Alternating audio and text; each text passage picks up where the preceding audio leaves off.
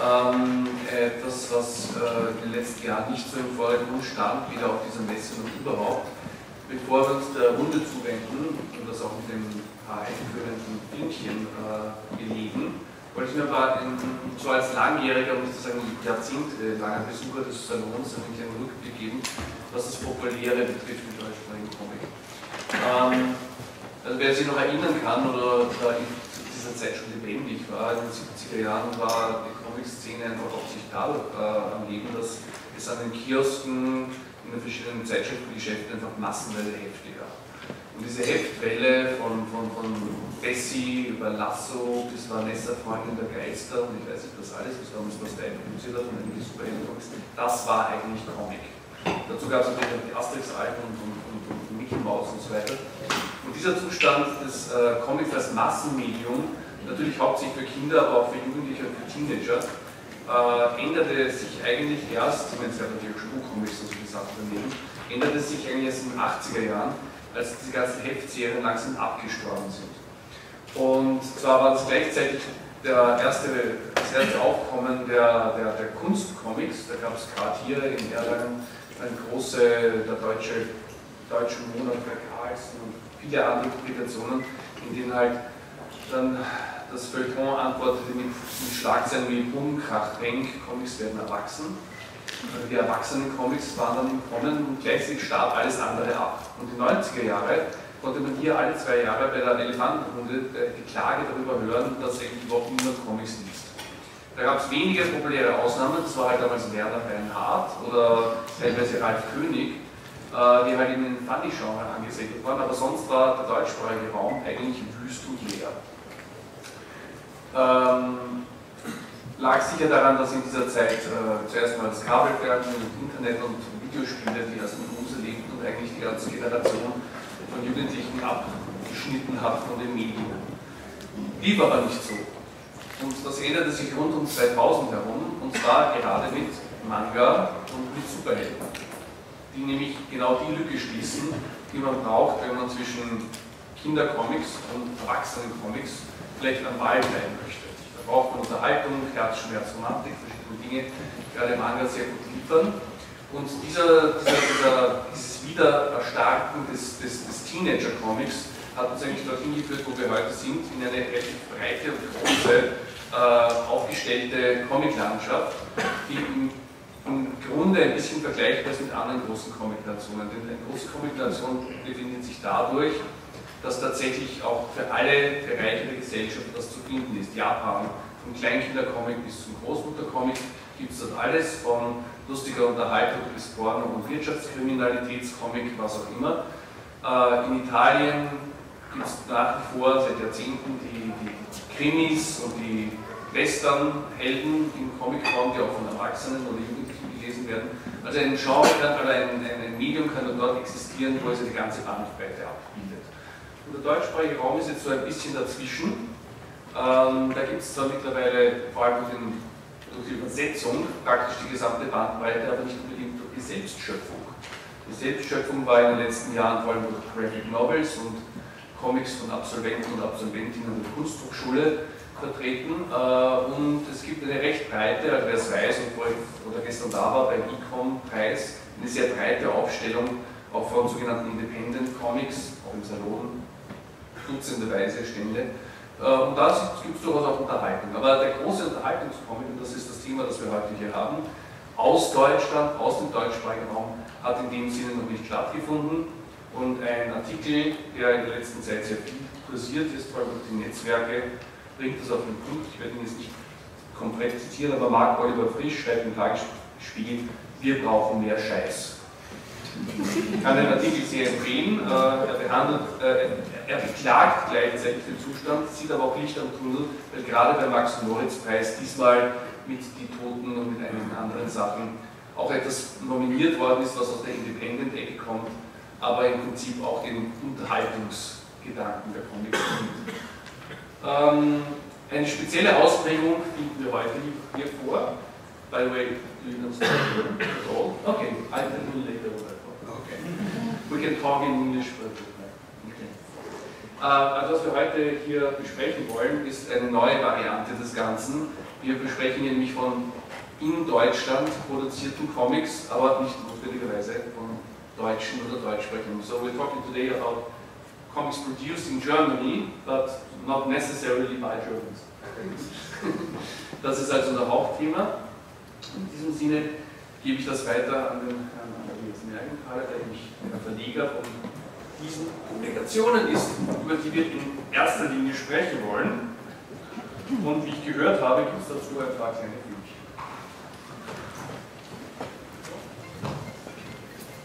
Zur Einstimmung.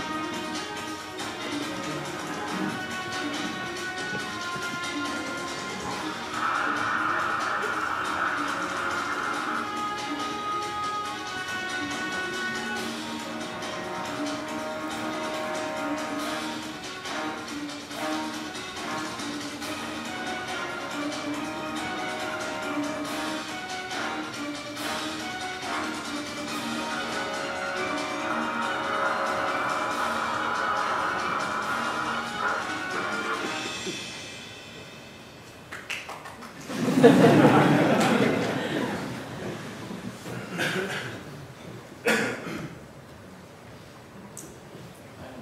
haben wir noch, einen.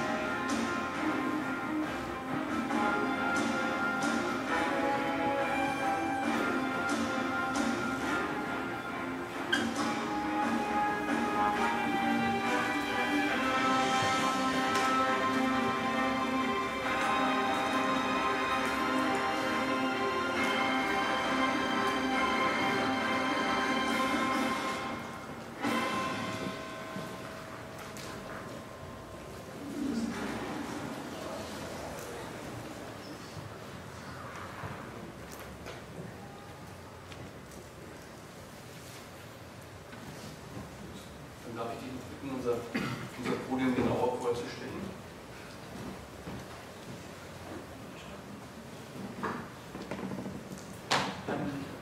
Noch eine Sache kurz klarstellen, dass nicht alles reine deutsche Produktionen sind und teilweise auch Reimport, aber halt eine Mitwirkung von deutschen Kreativen. Und das ist auch schon mal ein guter Punkt, dass wir viele Kreative haben mittlerweile, die auch gute Action-Comics machen können und die nicht nur so Grafik-Novel-Spezialisten oder Funny drauf haben. Und da steht dann unsere Crosscut-Produktion jetzt mal exemplarisch. Andere Verlage machen natürlich sind genauso aktiv und ich finde es schön, dass so eine wachsende Szene gerade ist, dass auch die Action, die Abenteuer-Comics auch wieder ein bisschen stärker im Fokus kommt.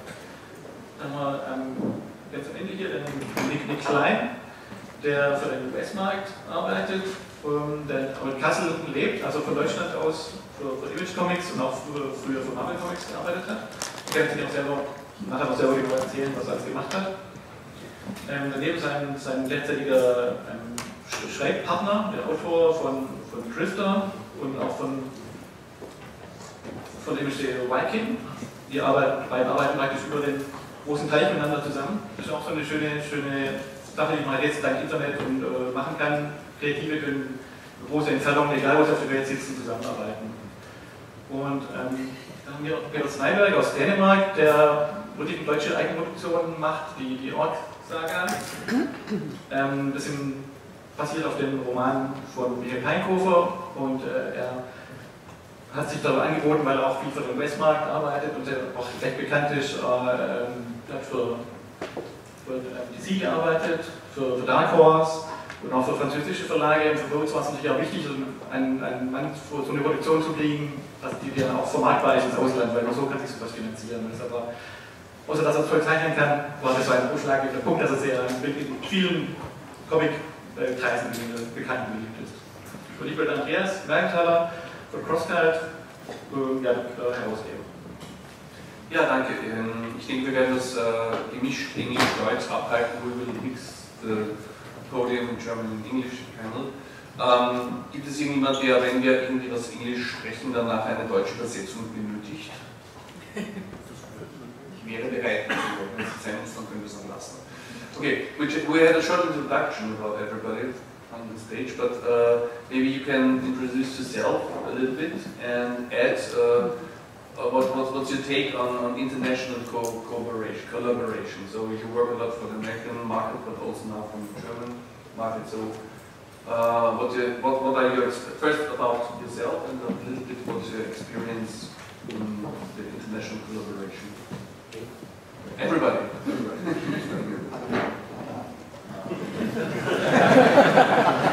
Das ging ja nicht, deswegen habe ich aufgepasst. Also erstmal mich, ich bin Nick Klein, lebe in Kassel, habe aber lange in Kanada gewohnt. Habe wie gesagt auch viel für Marvel gemacht, also zum Beispiel Captain America, Thor, Winter Soldier. habe auch mit einem zusammen für DC schon Doc Savage zum Beispiel gemacht, Kurzgeschichten und so weiter. Und wir haben 2008 schon mal in Viking zusammengearbeitet.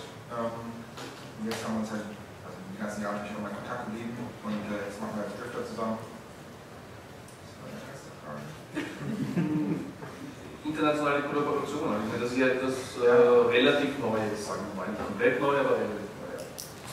Ja, das hat sich halt ergeben. Wir haben uns bei Marvel kennengelernt und wie du schon meintest, also dank Internet ist es halt auch kein Problem mehr. Wir skypen fast irgendwie täglich oder schreiben und das ist die barrierefreie Zeit, weil früher mussten wir mehr oder weniger fast vor Ort arbeiten, also auch selbst in den Staaten, nicht mal schon in New York sein, um auch Arbeit zu kriegen bei den großen Zweien. Das ist auch eigentlich nicht so. Und deswegen passt das halt super. Man kann halt auch, kann auch dann außerhalb seines gewohnten Raumes quasi nach Kollaborateuren suchen. Hello, I'm Ivan Brandon. I'm here from New York. I have written for Marvel and for DC, and I'm sure he just said most of that. I've written Wolverine, Batman, all these things, and I've also done a lot of creator-owned books, a couple with Nick, and I'm here for two of them, which are Viking and Drifter. And then the question about international collaboration. For me, for the last couple of years, I've mostly been focused on original work, on creator-owned work, and for me, I'm sort of passionate about being able to reach as many different people as I can, and so it's been very important to me to travel a lot to other countries and to sort of collaborate. And we start off with the collaboration between a German and an American, with he lives in a small city, I live in a big city, very different perspectives to come together and tell a story that hopefully is engaging to any kind of person. So it's very important for me to sort of interact with different markets, and I've been in Germany now for the first time in a convention, but earlier in Angoulême in France, and before that in Lucca in Italy, and I think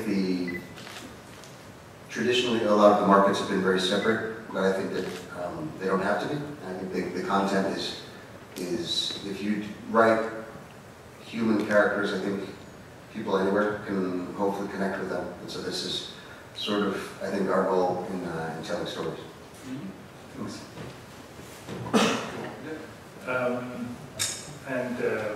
I'm Peter Sniper, so now you know how to pronounce that. Like the other side, I've done a ton of work over the years. Worked a lot for DC Comics, especially up for the Vertigo imprint, back when that was still really a thing for many years. As Andreas said, recently I've returned to doing some European albums after not having used the album form since my very start many years ago. And it's really, I feel really happy getting back to that format with the Orcs books. It's going on in general. Ja, dann vielleicht mal eine Frage an dich, Andreas. Nachdem wir ja hauptsächlich Crossfire-Produkte haben, das Einzige, was man sozusagen in Deutsch bezeichnen könnte, wäre ja Perry Roden, also eine ureigenliche deutsche Comicserie. Ja, die sind auch international nicht nur von den Zeichen und Textteams, sondern auch vom Inhalt her. Wie hat sich das entwickelt? Also traditionell ist es ja so, dass die deutschsprachigen großen Verlage eigentlich alles Lizenznehmer sind und Sachen selbst kaum produzieren und wenn dann eher was für den regionalen Markt. Wird sich das entwickelt, dass das doch bei euch so einen Stellenwert bekommen hat, international selbst zu produzieren? Das lag vor allem daran, dass wir eben weg wollten, auch von den reinen Lizenznehmen, wenn man da ausgeliefert ist, was bieten die Amerikaner an, was bieten die Franzosen an. Und meistens hat auch gar keinen Bezug zu deutschen Themen, wie zum Beispiel Rodan oder die Orks basieren auch auf einer erfolgreichen deutschen Romanserie. Das hat jedem angeboten, das selber zu produzieren und mal selber in die Hand zu nehmen. Wenn das die Franzosen können, irgendwelche, gerade solche abenteuerlichen Stoffe, und so, dass wir die auch selber produzieren können. Hat vor allem auch die Idee vielleicht einen Ausschlag gegeben, dass wir viel mit Peter Wichmann gearbeitet haben bei Neuausgaben von seinen alten Kauka-Sachen und Yps-Comics. Da denke ich, bei den Gesprächen mit Peter Wichmann kann man natürlich aber viel gelernt, wie das früher ablief, und da war ja wirklich Deutschland zeitweise der Comic-Produzent Europas so ein bisschen, gerade was Stories angeht, haben dann spannender gezeichnet, die Deutschen geschrieben und es wurde dann teilweise auch in Belgien veröffentlicht, in Deutschland. Und es war eine Zeit, wo Deutschland richtig mit drin war, mit den Abenteuercomics. Und die Dritte, die ich vorhin erwähnt habe, von Bastei waren ja auch Eigenproduktionen. Ja. Die ganzen Horrorgeschichten und alles. Es wird teilweise in Italien oder in Spanien gezeichnet, waren auch die deutschen Autoren. Ja. Genau, das ist dann halt irgendwann fast völlig weggebrochen irgendwann. Und das, ich fand es schade und ich finde, warum sollen die Deutschen nicht auch Abenteuer und Action machen können? Im Kino ist das gleiche Problem, da machen die Deutschen ihre Problemfilme und ihre ernsten Sachen, ihre Komödien, aber komischerweise die Action-Sachen, die sind dann nur für Independent-Leute, die gar nicht so was machen. Und das finde ich einfach ein bisschen schade, wir können die Deutschen auch von den Franzosen lernen, die einfach das besser geschafft haben, diese Traditionen von Geschichten erzählen, abenteuerliche Geschichten, unterhaltsame Geschichten, die haben das einfach weiter fortführen können. Wir haben es nicht geschafft und vielleicht neu anfangen vielleicht. Eine kurze Nachfrage, und klappt das? Das sind natürlich davon ab, die relativ teuer sind in der Produktion dann diese internationalen Sachen, weil die Zeichner natürlich entsprechend teuer sind, weil wir teilweise auch Leute, Koloristen zum Beispiel per Roland aus den USA haben, wir haben einen Zeichner aus Italien, wir haben Peter hier, das ist natürlich auch, weil natürlich auch das Gewohnte, was er sonst auch verdient, natürlich weiter verdienen, ist ja klar und muss auch kriegen. Deshalb ist natürlich wichtig, dass wir das dann auch lizenzieren können ins Ausland und das würde ich dann natürlich noch zeigen müssen. Aber wenn man es halt nicht in Hand nimmt und macht, dann passiert da nichts, deshalb muss man einfach probieren. Also ich glaube, das war eigentlich eine doppelte Frage. Die eine Frage war, rechnet es sich? Und die zweite Frage ist, seid ihr jetzt schon Lizenzgeber geworden dadurch?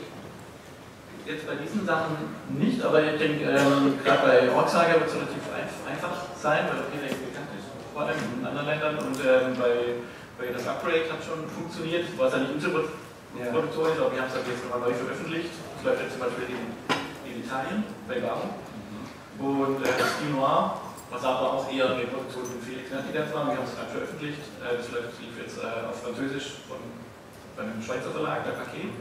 Also so langsam fängt es schon an, dass die, es sind jetzt so keine Superhits oder sowas im Ausland, aber es fängt langsam an, dass auch die Lizenzgeber da müssen sich erst dann gewöhnen, dass sie auch in Deutschland vielleicht nach solchen Stoffen suchen. Aber wie gesagt, wenn man es nicht anbietet, langsam mit Material erstmal kreiert, dann kann es ja nicht funktionieren. Also eine Frage hätte ich werde es gleich mal auf Englisch formulieren, damit es die anderen auch können. There's one question in my mind. Isn't this all a kind of big mashup? Because I had last November in Vienna, we had the Vienna Comic Con, I was also on a panel with 4 Marvel artists. 2 of them were Italian, and 1 of them was a Turkish artist living in Vienna. So, and 1 was an American, but he was only doing covers. So this is the kind of collaboration that's happening right now. Marvel always had and see collaborators from all the world. And the same things about with the manga scene. The mangas come from Japan, but now they're German mangas published in France, and French mangas published in Italy, and so on. But this is all a kind of cultural mashup. Are not the countries losing their roots or their origins? What are your takes on this? Yeah, I don't think people are losing their roots, but I think we're coming to a point with the internet where we had an interesting conversation about this with Asaf Hanukkah, and we were talking about how sometimes when different people from different cultures fall in love and they have kids, and their kids become a mix of their cultures, and he was talking about losing your heritage, your culture. And I don't think you lose your heritage, but you lose sort of barriers.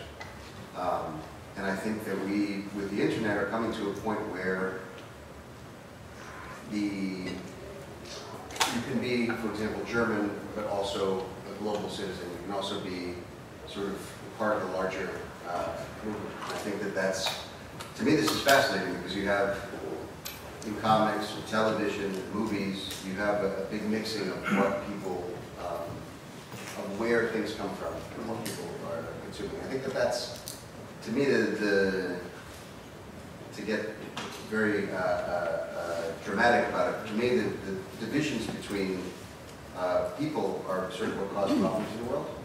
And I think the more we get to a point where people are just people, you know? I mean, and again, culture is important. My culture is very important to me. But the more we can sort of be accepting of each other as just humans, I think that that's where you get to, obviously, I think a more unified existence. existence, but also you get to a point where you start to learn different things.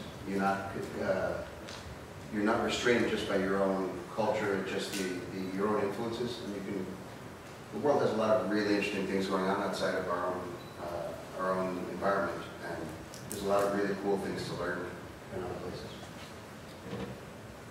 I think that's right, and it's I think it's also a generational thing. I think I won't include you in my generation. I'm not quite sure that we that we span a generation or more, but I think with the next generation, for them it's going to be an almost non-existent question. I think because they're just they have playmates in all the countries because they're playing PlayStation with the kids in countries around the globe. It's going to be a whole different world in that sense.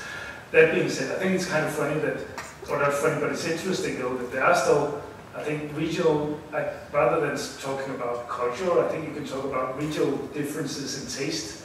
And it's obvious that it's mostly the artists that have made the breakthroughs to work internationally. Most writers are still sort of stuck in the language area that they started out in. It's very few writers that make the jump from being European to writing American comics or the other way around, actually.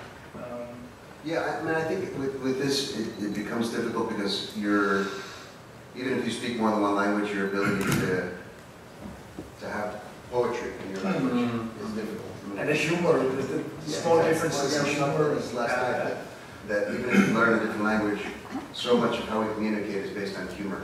And if you can't be funny in a different language, then you can't be charming. You know? Yeah, and Bartenstein, who adapted the books into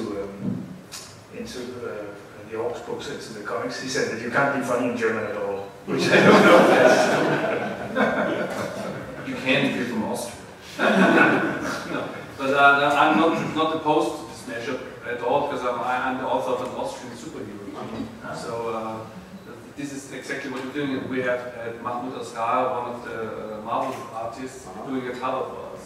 So I think the idea of presenting different views on existing material, why not? Yeah. But one question I have, it's for everybody here. This panel is called Adventure Comics. This is of course just a frame for the whole comics that are not considered art. But where's the difference? I mean, if I browse through Gang Ho, for example, or the other comics, there's not a big difference to that what we call graphic novel. I mean, most people think when they hear the word graphic novel of black and white stories about personal angst and personal problems, but generally they're just comics dealing with other substances. Sometimes substances, not subjects. Okay. No, so but what's your take on the art form of comics, the graphic novel, as opposed maybe what you are doing, or maybe you consider it's not a different thing? German or English? What do you think? I don't think there's a difference. I'm just going to talk English now. For me, there's no difference between graphic novels and regular comics. And graphic novels has, for me personally, nothing to do with the subject matter. It's just the way to tell a story. I mean, the way Google Eyes would have defined it. Just not an ongoing series collected in trades or whatever. So for me, the whole argument of graphic novels being artsy and adventure comics being not artsy, that's totally irrelevant for me. And I think quality-wise, like say Gang Ho is an amazing book, and I don't think. I always sometimes have the feeling that calling something adventure comic or action comic is like is keeping it small and saying it's something worse or not as limiting or it's not intellectually stimulating or whatever. I don't think that's the case at all. I mean, you can just because something isn't based on something's biographical or autobiographical based on reality on the real world in quotation marks, it doesn't mean it can't be food for thought. You know? Well, in the article I cited earlier also said that something like the Hernandez brothers never happened in Germany, something that's for a broad audience and dealing with novel stuff, but still being, just a read, not not kind of intellectual. I think this is also, it goes back to what we were saying before in terms of divisions. I think it's people try to compartmentalize different kinds of story, but the great thing about comics is you can do literally anything. You can do a story about your sad childhood, you can do a story about, you know, astronaut in space, and there's no, the art form itself, I don't think there's any distinction between one kind. It's the question of what kind of stories you connect with and what kind of stories you can get your audience to connect with. I don't think there's anything more or less profound. You can be more moved or in a different way by one thing or another, but I think it's all just as valid. I don't think there's any reason. The graphic, Nick and I were talking about the graphic novel term, sort of sometimes a little bit annoying because if people use it to mean like art comics, which is not what it was intended to mean originally. But like, you know, there's a big thing in the US with Hollywood, where Hollywood's doing a lot of comic book stuff, but they call it based on the graphic novel, and it's not a graphic novel. And so I would just say, no, it was a comic book. Well, the first graphic novel actually was a collection of some Marvel DC comics. It was the first time it was used in a trade paperback format, as far as I know. So, what's your take on this? I think there's also, there's also a question of semantics. I think the word art has different it has some differences in meaning in different languages. In Danish, it would absolutely mean high art. Then it would actually mean German. Kunst, which is my art. Which is, and I've always thought if I was an artist, I would find that slightly annoying because the other implication is that art is boring. But that's sort of that if anything that's entertaining is not art, that must mean that all art is really boring. Which I think if I was considered myself a kunstner, I would find that slightly annoying. But luckily, since I just do comics, I don't have to deal with that because that's what always attracted me to the form, was that it sort of slipped under that. Comics are not, well, with a few exceptions, comics are not in museums. Comics are not to be hung on the wall. It's a living piece of culture, and I don't really think the distinction. In my world, the only reason why there's a need to call something art is if you want to get government money for it. That's the reason the concept exists for. Well, I think this is mostly a European thing, and it's mostly a German area thing. There's also the distinction between E and U music, E und U Musik, which means ernste Musik, serious music, and U Musik, Unterhaltungsmusik, for pleasure. And this also goes through the literature, and if you consider an artist or author of a book, then you wouldn't publish, I don't know, a science fiction novel and so on. So this is a distinction in European countries, France I think also too, but mostly a German-speaking area. And my take on the graphic novels, and I have two takes on the graphic novels. And one is, people often ask me what's the difference between manga, graphic novel, and comics. And my answer is comics are mostly color, mangas are black and white, and graphic novels are black and white with one color. So that's my distinction, because the other thing I say is that graphic novels are a label, and I'm all for that label. Because in all the German bookstores, there's now a graphic novel corner where there was no comic corner before. Sure. But I think it's still a semantic thing. They could have built a comic corner too instead. People just choose their own comfort level. In France they did. In France there always was a comic corner, but in Germany there wasn't. Yeah, but my point is, I think these phrases sometimes can, like the art phrase, I think sometimes the intent to not to, well, to elevate oneself, but also to diminish something else. And I think that, like, yeah, you know, it's funny that they make graphic novels, but these are all comics. They're all made in the same way. They're all made on paper. They're all the same kind of story. There are cultural differences between a mangaka and an American comic creator, but I think the heart of the matter is still the same. We're still making comics. We're still telling stories from things on paper. Yeah. Exactly. Yeah, but I think now that there's a graphic novel corner in bookstores, they're also selling comics. No, sure. So, eine Frage an den Verleger, gerne auch Englisch, Deutsch, egal. Wie sieht denn die Situation jetzt aus, auch weiterhin? Also wir haben gehört, alle 2 Monate ein neuer Perion. Das sind ja alles auch wieder Hardcover-Books, die auch der gut in den Buchladen lassen. Aber die Sachen erscheinen auch als Hefte. Also die Perioden-Sachen sind eigentlich als Heftserie erscheinen erst, weil die Romane natürlich auch erst als Heft erscheinen und dann da auch gefunden werden am besten. Und ich habe schon gemerkt, dass es nicht so einfach ist, sowas zu produzieren im gleichen Rhythmus, wie jetzt die Romane erscheinen. Wir haben gemerkt, wenn da eine kleine Verzögerung gibt, wenn es Probleme gibt bei der Arbeit zwischen Autor und dem Zeichner, dann gibt es da eine Verschiebung. Dann haben wir schon gemerkt, dass wir da ganz stark aufpassen müssen. Die 2 Monate schaffen wir schon gar nicht mehr. Aber ich finde, da müssen wir auch erstmal reinkommen.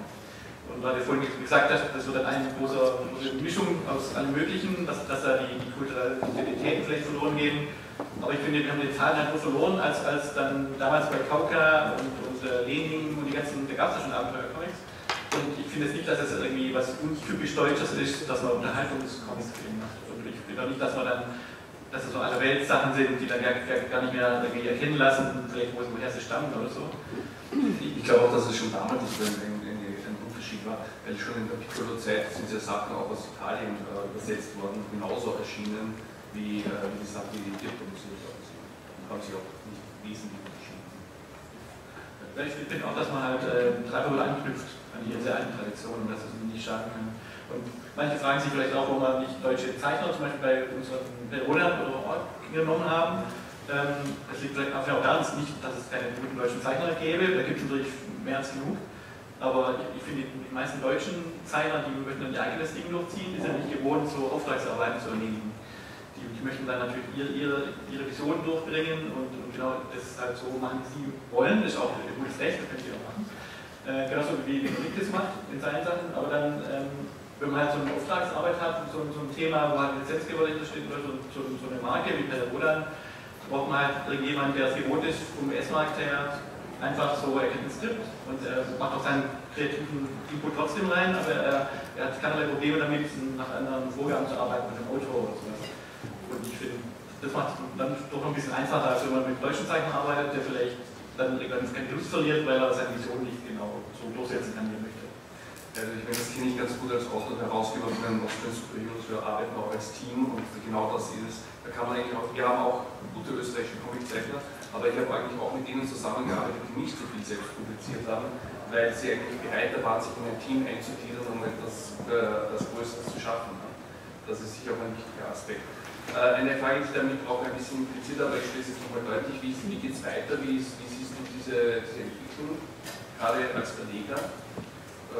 Ist das ein gangbarer Weg, wird da noch mehr folgen? Also wir beschränken uns jetzt erstmal auf die Sachen, die wir hier laufen haben, weil irgendwie die beiden Eigenproduktionen sehr teuer sind und auch von kleinen Verlagen wie uns müssen wir erstmal schauen, wie es läuft, aber uns macht es Spaß auf jeden Fall auch zu gucken, was auch irgendwie gesagt Stieber Lehnport, also wenn wir einen tollen Image-Comic finden, egal ob jetzt im Deutschen oder gerade Gun Poets, auch Lehnport, dass wir die möglichst einfach rausbringen wollen, weil wir auch zeigen wollen in Deutschland und die auch möglichst gut herausbringen wollen, irgendwie im optimalen Format und auf optimale Weise. Dass es ganz tolle Zeichner gibt, die man hier veröffentlichen kann und auch echt super gute deutsche Leute hat. Und auch andere Verlage machen natürlich auch viele, engagieren sich da auch, wie Splitter oder auch andere, auch die vielleicht im kleineren Maßstab das noch machen, irgendwie, das ist natürlich auch sehr unterstützenswert und wir wollen einfach das Thema ein bisschen mehr voranbringen. Und noch kurz zum Thema Graphic Novel. Ich finde es ein bisschen, wir nutzen auch einmal den Terminus, um Sachen zu bewerben, die halt auch mal Graphic Novel sind, aber ich finde es auch, wie der Ivan gesagt hat, dass es, wenn man das eine höher stellt, um Graphic Novel mit so einem Buchhandel zu platzieren, gleichzeitig impliziert es ja, dass solche Comics dann praktisch sind wert sind, im Buchhandel zu stehen, weil die einfach Trash sind oder halt irgendwie so Junk oder halt keinen künstlerischen Wert haben. Und das finde ich schon schade, weil das Sache Graphic Novel und angenommen, das Thema Graphic Novel scheitert jetzt im Buchhandel, weil vielleicht Bekäufe nicht so sind, wie versprochen oder angedacht war, das ist natürlich auch kritisch dann für die Comics. Deshalb müssen die sich selber einfach den eigenen Namen schaffen, völlig unabhängig vom Thema Graphic Novel. Ja, wobei jetzt auch nach I think one of the problems is in the name. In French, comics are called bande dessinée, which means drawn strips. And if you have the comic strip, the comic in it, it always sounds not serious. I think that's one of the reasons why graphic novels, or serial art or whatever, was substituted for the word comics. Sure. In Italy it's fumetti, which means bubbles, and there are several other, the Hungarian term, for example, means told stories. So I guess one of the reasons the graphic novel the word is used is to distinguish from what people have in mind when they do the word comic. Yeah, but it doesn't distinguish at all because most people have seen a comic book, and so I can go and create a very fancy name for anything.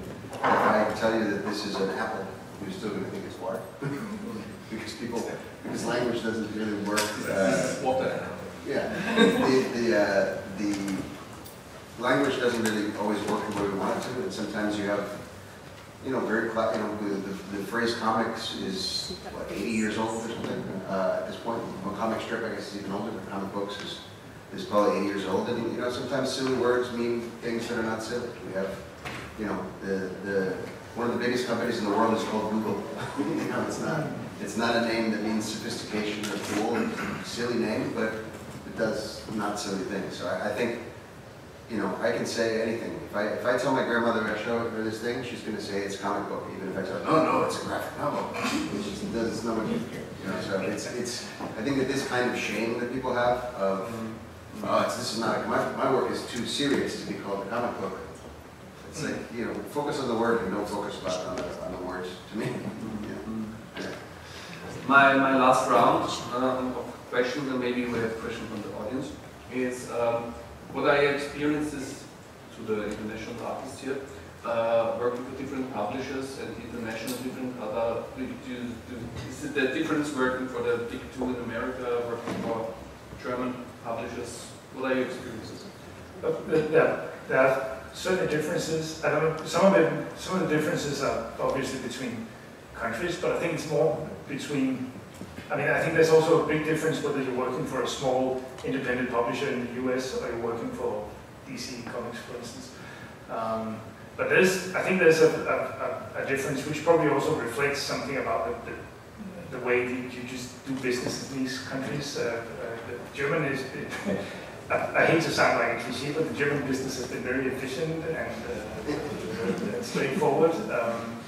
The French are very sort of laissez-faire, and you're the author, and they're basically going to leave you alone until it's the deadline, and then they're coming yelling at you. And the Americans are very straightfolk and business-like, like you expect the Americans to be, except in the small press things where sometimes they're maniacs or crooks or something. But some of them are nice guys too. But apart from that, I think that comic book people are actually very much alike all over the world. They tend to be a specific kind of people, and they tend to be nice, ethical people, most of them, as opposed to in some other art forms where you meet a whole different kind of people. Yeah, I agree. I think artists are pretty much unreliable, no matter what country they come from. So editors are always trying to get the artists to end their work on time. That's the same with Marvel or Germany, Italy, France, I imagine. It's funny, the thing earlier where you said about that German artists aren't really like team players, and because the funny thing is that I'm not a team player at all either. And from when I did work for Marvel, you see I did everything myself as well. Like I did pencils, inks, and colors, just because I'm a control freak and I hate relying on other people. So that, I guess I'm kind of like maybe the odd person, because there's this whole like team thing in the States. Some people ink themselves by colors. That's all like. Yeah, I don't know. I think the main difference probably is just the scheduling as well. For the States, it's a monthly schedule. You have to work a lot faster than say for the French market. Obviously, if you take like 3 years for one album, you're not going to make any money as a French artist either. But the monthly schedule in the States is really cool. It's hard. It's like I know that for me that's the biggest difference. Like for me, like Europe's always like a little bit more laid back, in the States always like deadlines. Yeah, and the American speed is not even useful. I mean, it's useful for like producing more hamburgers, but it's not useful for art. And it's like, we need to have this book. It needs to come out in 2 weeks. But if it came out 2 weeks later, who would care? It's not like you're doing political satire, which needs to be relevant to this moment. It's just like Superman, you know. I think though, when 25 years ago, I think it was really relevant. There was at least a philosophy in American comic book publishing at the time that if you didn't keep a regular schedule, you died. But I think that was back when it was also when you had newsstand distribution and things like that. I think that's at least something that has changed in the US in the last years. Well, I think the very early periodicals they came up around the time of like the Second World War, for example. So you had comics that were commentating directly on the world, and then it made sense. And sometimes the publishers wouldn't know from 1 month to the next what the story was going to be. They were this month is about whatever. This month is about civil rights. This month is about dogs.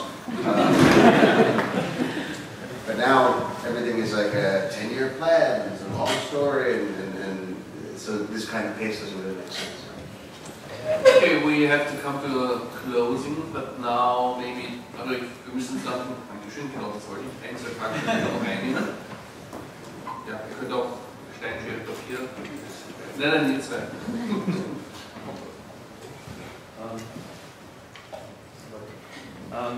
Two things. First of all, a correction. I wrote the article you've kindly been citing. But my point wasn't that Los Brooks Hernandez aren't intellectual.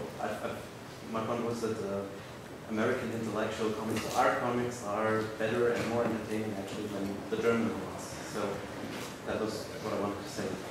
The other thing is a question for Ivan and Nick. When you talk to Image about a new title or a new series you want to do, in how far is the potential for foreign licensing a part of that conversation? Is it a big part, or is it more negligible? It's not a question between us and Image, because for a few years now I've controlled all of my own foreign rights, and Image doesn't have any say over that. So I mean, when we just discussed with them, we discussed basically, how cool it would be to do in the U.S. and the impact in the U.S. And then from that point, then myself and the people who represent me will then talk directly to, for example, CrossCult or Penat in France, and decide how relevant the story is for those. But the conversation with Image doesn't really address. For us, in some other cases, they would. A lot of other people, Image does handle foreign licensing for a lot of creators, just not for us. One follow-up, if I may. There was a big discussion about Comixology going flat rates a few days ago, and does it affect you? Is it because it was said they haven't talked to all of the creators, and some creators didn't know it was going to happen? So yeah, that's a tricky conversation. I'm going to try to answer it very carefully. Yeah, a lot of us didn't know, unfortunately, and it's something that I think happened very quickly, and they just didn't realize.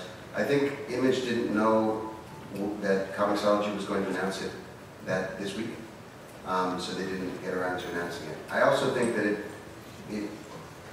it's been announced as Comixology Unlimited, but it is actually very limited. It's really intended to be a sample of a series. So if you have like The Walking Dead, which is 25 volumes, they might do the first 2, so that people, if then they like it, then they can go and buy